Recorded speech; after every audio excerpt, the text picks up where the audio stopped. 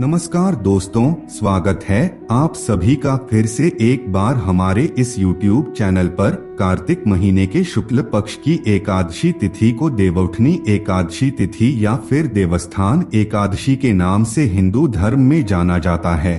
भगवान श्री हरि विष्णु पूरे 4 महीने के बाद इस दिन योग निद्रा से जागते हैं।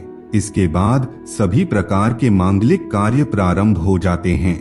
दोस्तों, अगर इस दिन कुछ विशेष प्रयोग कर लिया जाए तो इससे घर में धन दौलत और बरकत में वृद्धि होती है और जीवन में भी शुभ और मांगलिक कार्य होने लगते हैं। आपको बता दें, इस दिन तुलसी विवाह का आयोजन बड़े धूमधाम के साथ किया जाता है।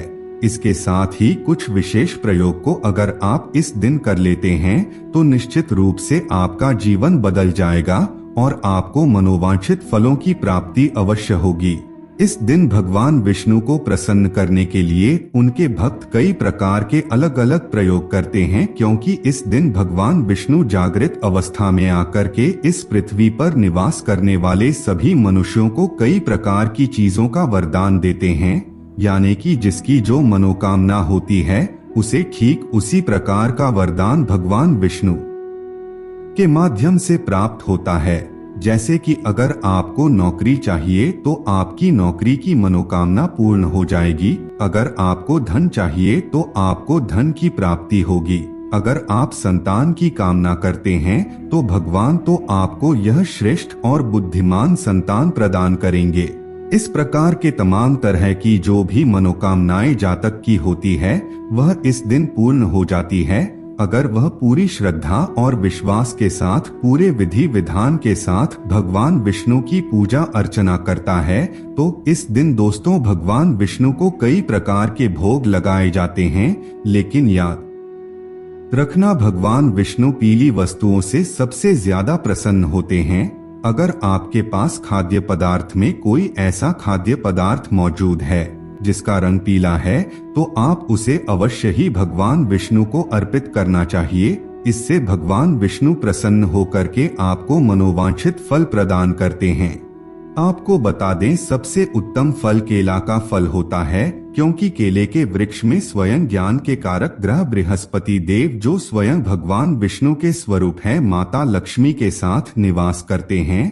तो ऐसे में दोस्तों केले का वृक्ष जो होता है वह अपने आप में ही बहुत ही महत्वपूर्ण और परम कल्याणकारी होता है। तो ऐसे में आप इस दिन भगवान विष्णु को केले का फल अवश्य अर्पित करें। इसके साथ ही दोस्तों भगवान विष्णु को केसर से मिले हुए दूध से अभिषेक अवश्य कराना चाहिए। इस दिन कई लोग भगवान विष्णु को खीर अर्पित करते हैं, सफेद मिठाई अर्पित करते हैं, लेकिन दोस्तों आपको सिर्फ खीर अर्पित नहीं करना है, उसमें तुलसी का पत्ता अवश्य डालना चाहिए। इससे संपूर्ण फल की प्राप्ति होती है।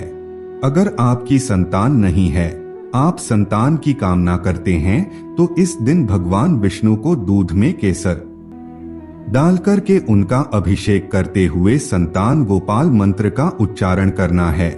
इससे श्रेष्ठ संतान की प्राप्ति अति शीघ्र ही हो जाती है। साथ ही दोस्तों भगवान श्री हरि विष्णु को बादाम और नारियल विशेष रूप से प्रिय हैं, इसलिए अगर आप इस दिन एक पानी वाला नारियल और थोड़ा सा बादाम उन्हें अर्पित कर देते हैं तो इससे आपकी मनोकामना और आपके सभी प्रकार के अधूरे कार्य बहुत ही जल्दी पूर्ण होने लगते हैं। उनकी विशेष कृपा दृष्टि आपको प्राप्त होती है।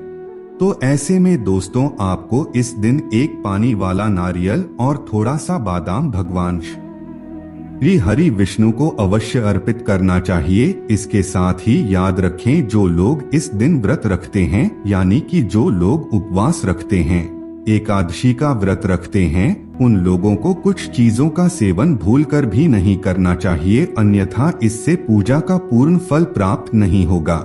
सबसे मुख्य खाद्य पदार्थ के रूप में चावल को रखा गया है। जी हाँ दोस्तों, चावल का सेवन इस दिन आपको बिल्कुल भी नहीं करना है।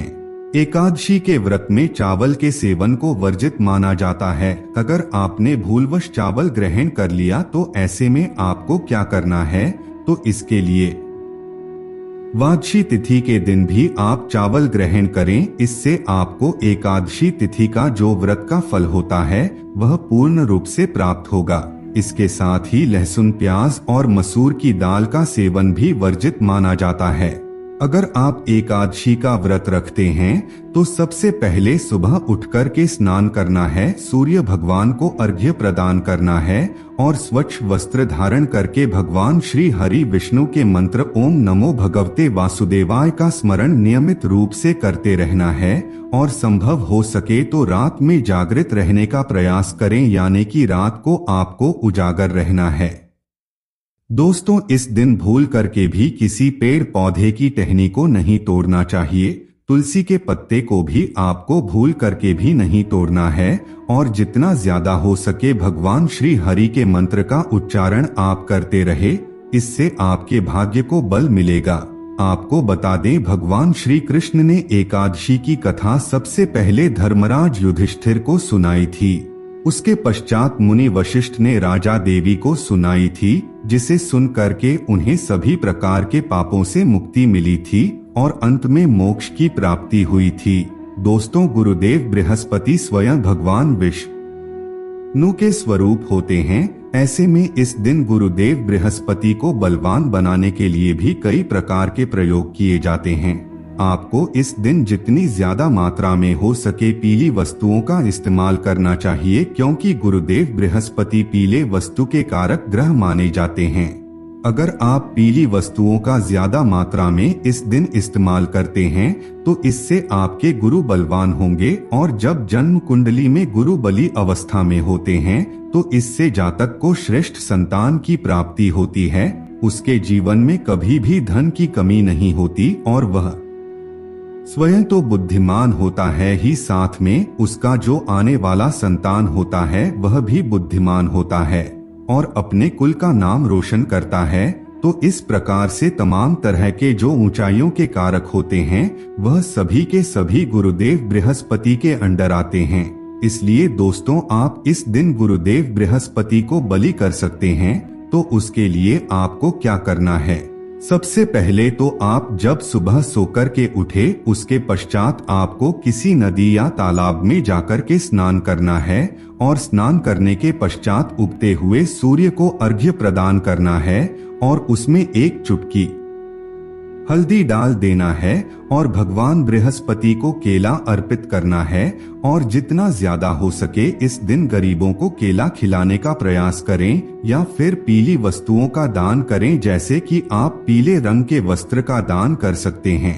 अगर आप ऐसा करते हैं तो निश्चित रूप से आपका गुरु बलवान हो जाएगा और आपको शुभ रिजल्ट प्रदान करने लगेगा।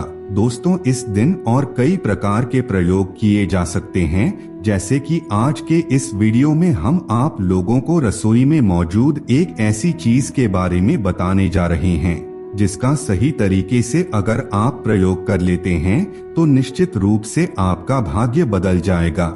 एक नहीं बल्कि आपकी पूरी 7 पीढ़ी राज करेगी। जी हाँ दोस्तों, आपने ठीक सुना। आज के इस वीडियो में हम आपको उसी चीज के बारे में बताने जा रहे हैं जो आपके भाग्य को बदल करके रख देगा। दोस्तों, यह एकादशी तिथि बहुत ही खास और शुभ संयोग में आ रहा है। इस दिन सर्वार्थ सिद्धि योग रहेगा और सर्वार्थ सिद्धि योग के दिन अगर एकादशी तिथि पड़ती है तो इससे दुर्लभ फल की प्राप्ति होती है और जीवन की समस्त प्रकार की समस्याओं से आप बड़ी आसानी के साथ बाहर आ सकते हैं।